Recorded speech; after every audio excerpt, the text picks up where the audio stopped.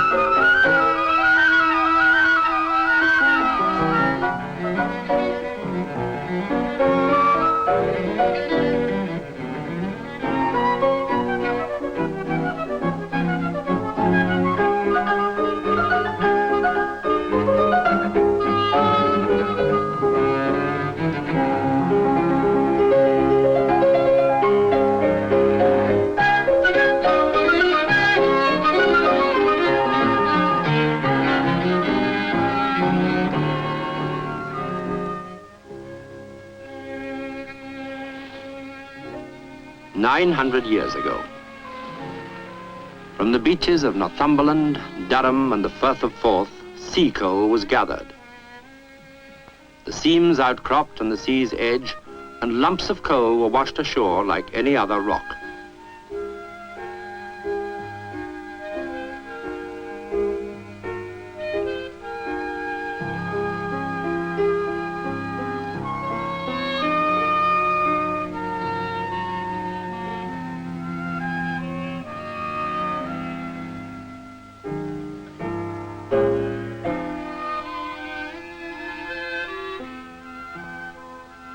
The coal was gathered for the monks to use in their workshops. And for 150 years after the Norman conquest, we know no more of its history.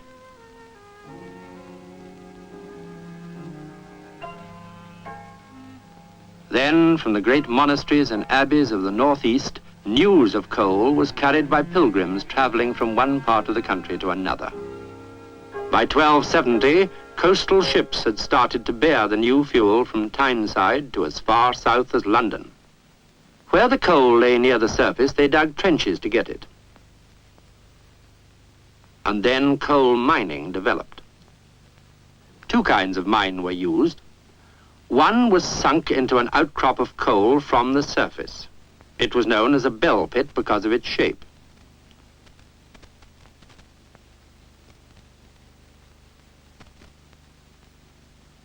The other was a drift mine, driven into the hillside or river bank where the coal seam emerged. The bell pits were sunk where the seam lay only a few yards below the surface.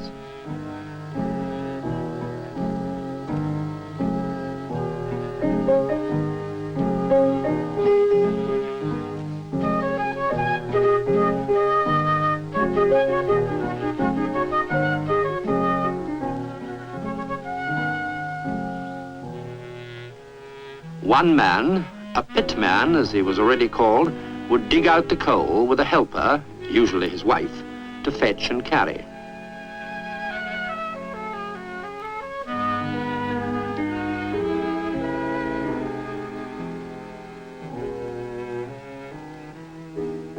The pits were crude with no supports. As much coal as possible was hewn before the sides threatened to cave in.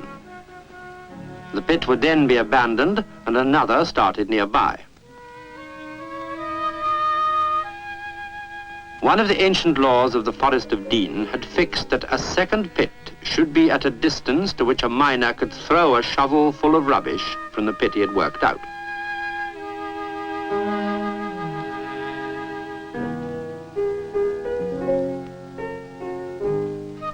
In the drift mines, 2 or 3 miners won the coal, while boys or women dragged it to the entrance.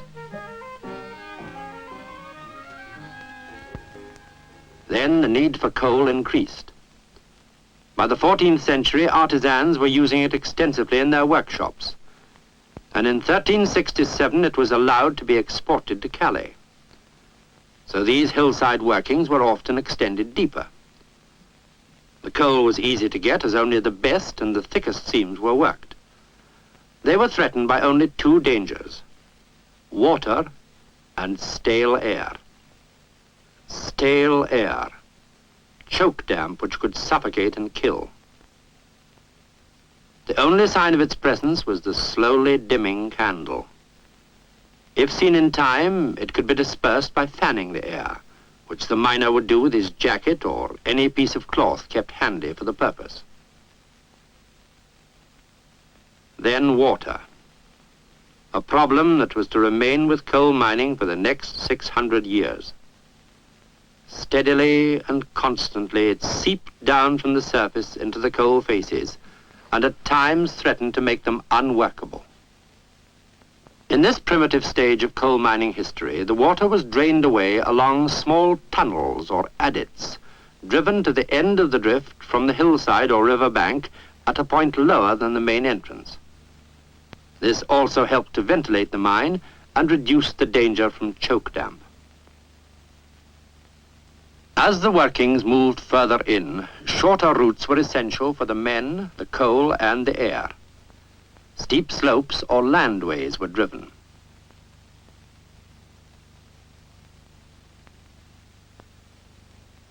And then, as the seams went deeper, vertical shafts were sunk, the first real pit shafts.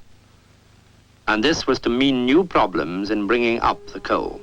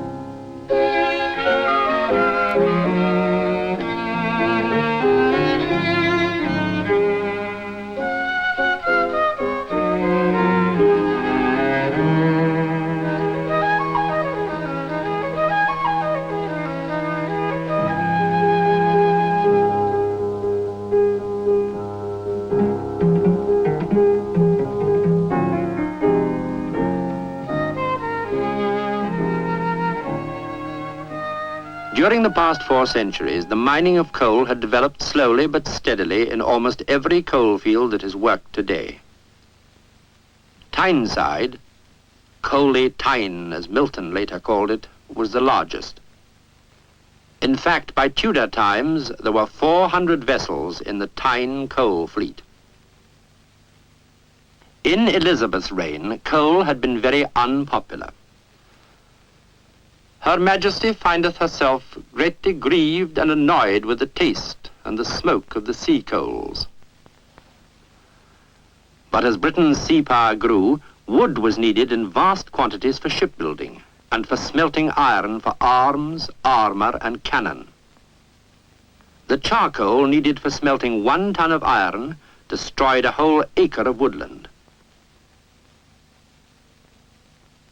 Parliament had to decree that the burning of wood be restricted despite the Queen's displeasure.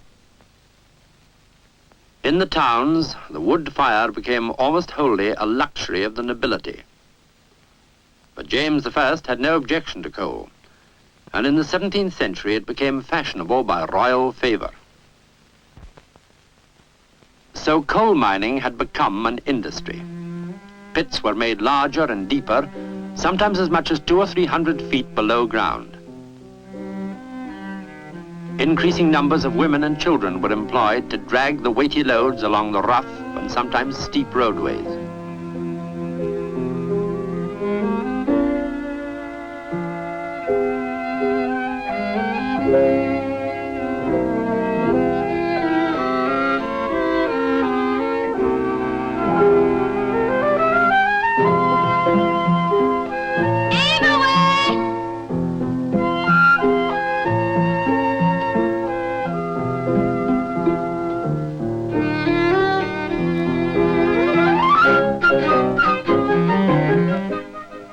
manpower was still the only form of underground transport. But for winding, simple machines were already in use. This cog and rung gin worked by a horse was developed in Cromwell's time. But it left no room at the pit head. An improvement was the whim gin, set up at a little distance from the pit head. From a vertical drum, a strong hemp rope ran over a pulley and so down the shaft. But still the only power was a horse. Coal mining had become an industry before industrial power was available. This device allowed several cores to be hoisted at once, one above the other. In time, several horses could be used when the pits became deeper. And as the miners dug deeper into the rock, they met a new danger. Now, if choke damp was present and the miner tried to disperse it, he would often waft an explosive mixture of fire damp and air onto his candle. Another dangerous sort of bad air, but of a fiery nature like lightning, which blasts and tears all before it if it take hold of the candle. Men and workings were destroyed by one explosion after another. The only solution was to fire the gas deliberately. Several times a day, firemen, as they were most aptly called, would enter the mine, and each in his own way would prepare to fire the pockets of gas. Here, one would hide himself in a shallow hole beneath some timber. Another, often called the penitent, from the monk-like nature of his protective rags, would approach the area of danger with a candle on a pole.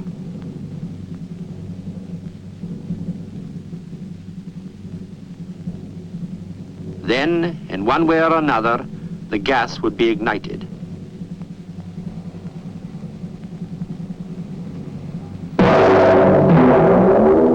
So the mine was made safe for a few hours. But the problem of water was more serious at this time. Adits could not be used where the belt of coal lay deep under the surface. Something was needed to lift the water out of the mine. Many ingenious machines to do this were produced in the 17th century. One method was to adapt a horse gin to turn a chain of buckets, as used in the Middle East today for irrigation. More complex inventions followed. For this was a golden century of art and science, the century of Milton, Wren, Newton, and the Royal Society. The machines of this age were the prologue to the Industrial Revolution. But they were made of wood and wore out too quickly. Their only power was by water, wind, or horse, and this was not enough as the mines became still deeper. Coal owners spent more and more money on drainage, and the price of coal rose alarmingly. The constant, steady seepage of water threatened mine after mine with closure.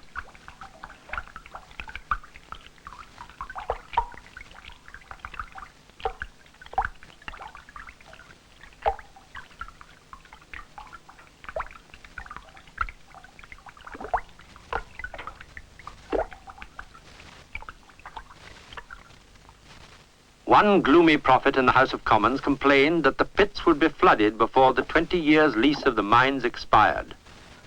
But he had not reckoned with the genius of the engineers. As the century closed, man harnessed nature in the shape of steam. 1698.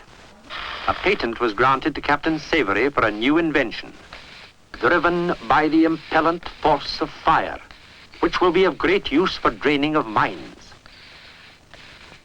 Savory was not to succeed, but Thomas Newcomen, some 15 years later, produced a practical engine. At Griff Colliery, the first mechanically propelled machine was installed for pumping water. It replaced 50 horses and saved 750 pounds a year.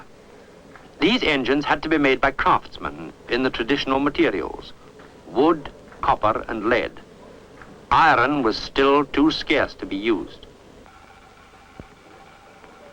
Over 100 of these machines had been installed in the north of England alone by the middle of the 18th century.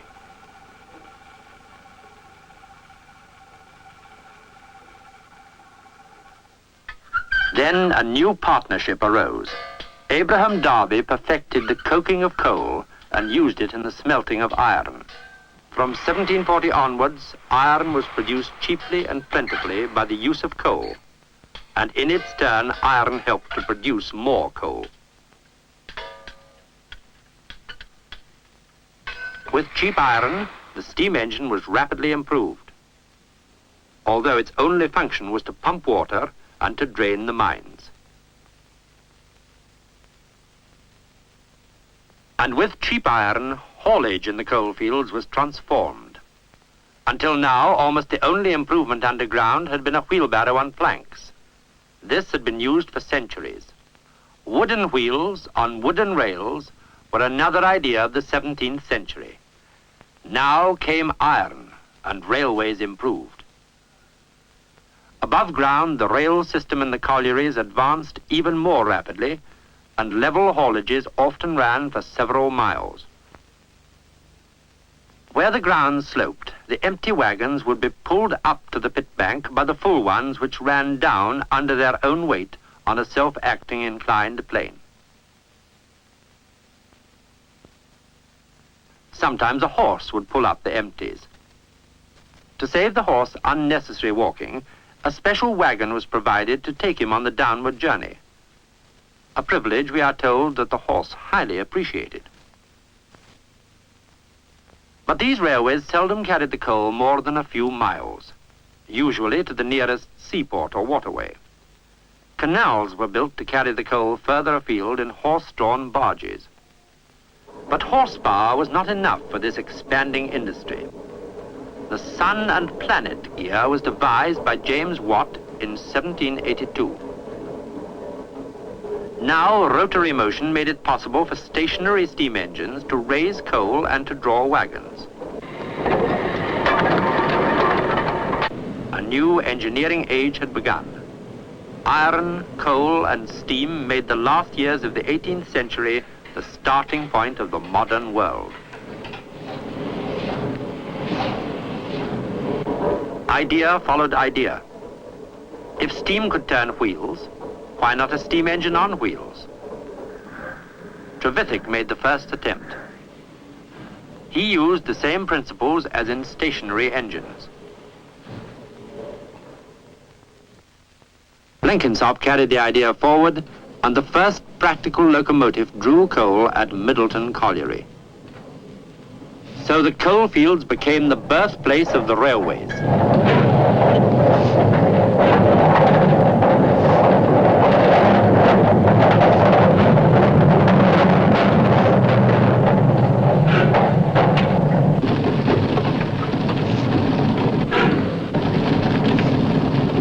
Now the Industrial Revolution neared its peak.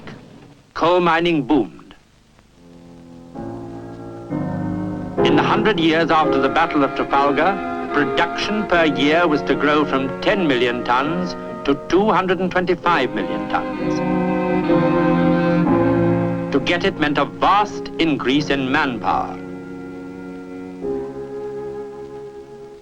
I carry the large bits of coal from the wall face to the pit bottom.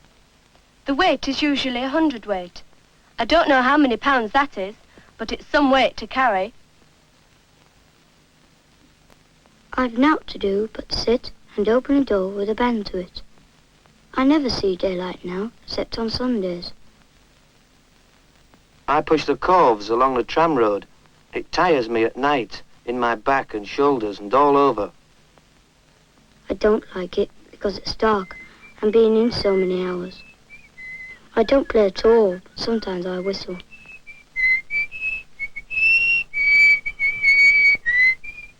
Collier people suffer much more than others. My good man died 9 years since with bad vapour. He was entirely off work 11 years before he died. I hold the riddle and have to shake the slack out of it, and then throw the rest into the cove. It's very hard work. I've been lamed in the ankle and strained in my back.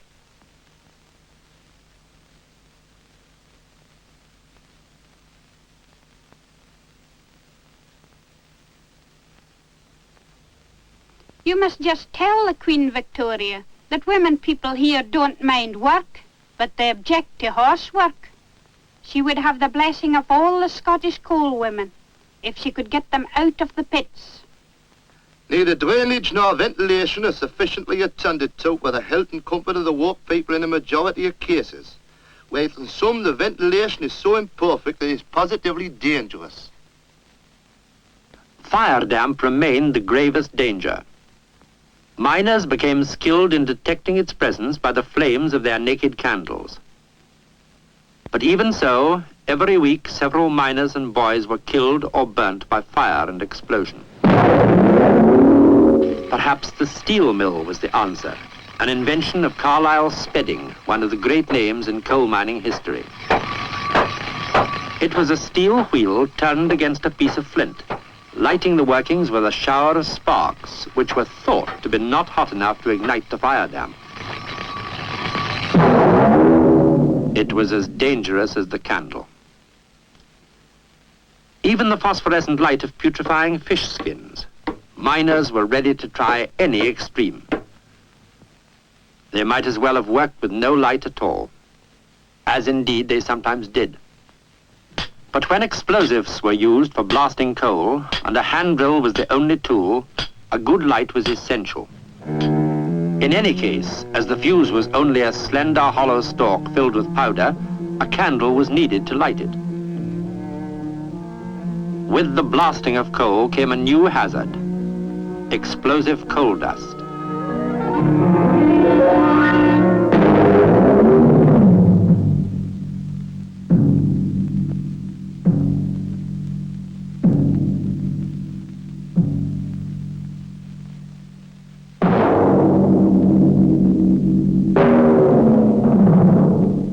Disaster followed disaster. Within 2 years, 600 men were killed in Tyne and Weir. In 1812, at Felling Colliery, 92 men were killed. Something had to be done. The Sunderland Society was formed for the sole purpose of finding a remedy.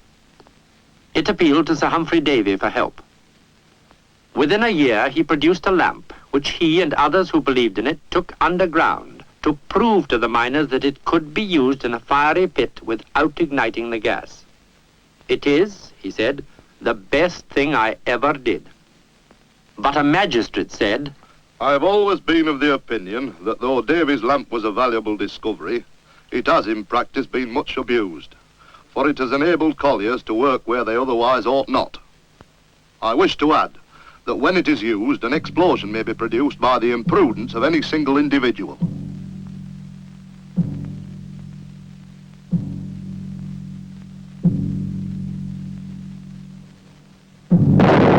The only safety is a perfect ventilation.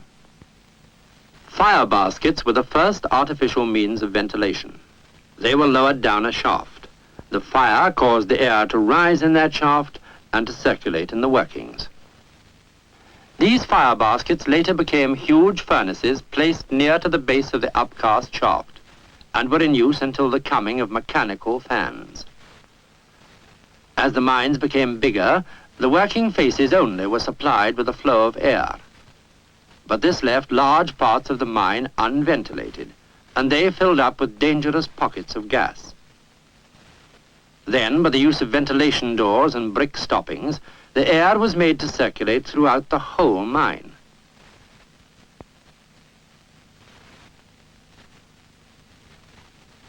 But in doing so, it had to travel so far that it became highly charged with gas and would often explode when it reached the furnace.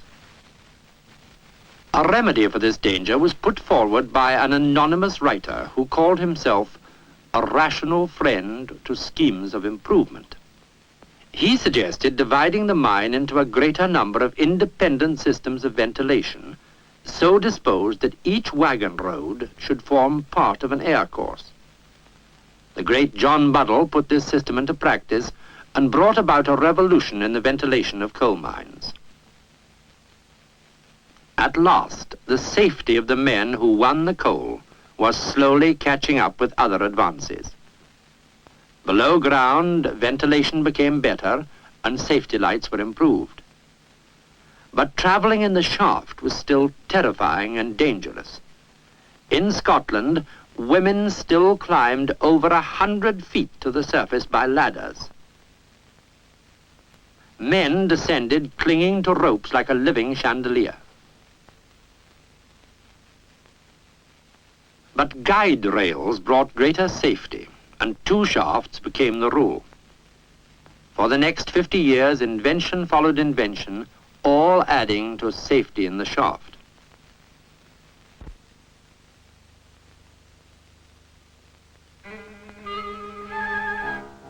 The 19th century drew to an end with the steam engine still supreme.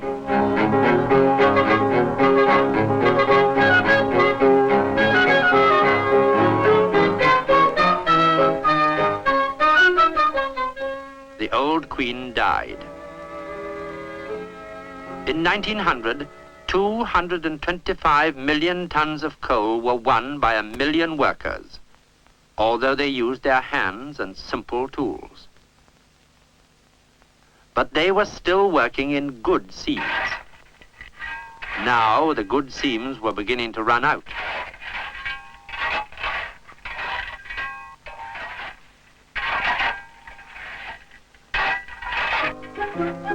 Horses were no longer adequate. Steam engines were immobile, and compressed air had seemed to be the only answer. Then electricity entered the mine, lighting the faces and promising power for cutting coal. For already men had invented machines to do this. They only needed a force to drive them.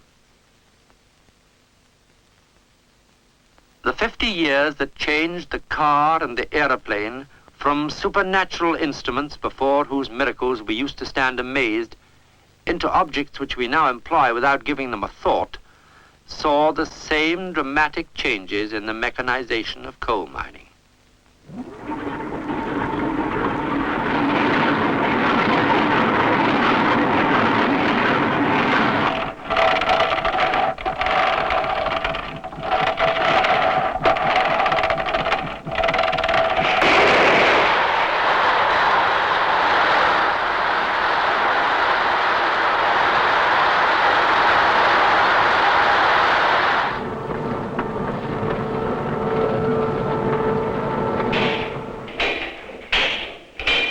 Mining is still a battle between man and the solid rock. Only the weapons have changed. Despite all the inventions and improvements, the principles of winning the coal are still the same as they were when the history of coal mining began 9 centuries ago.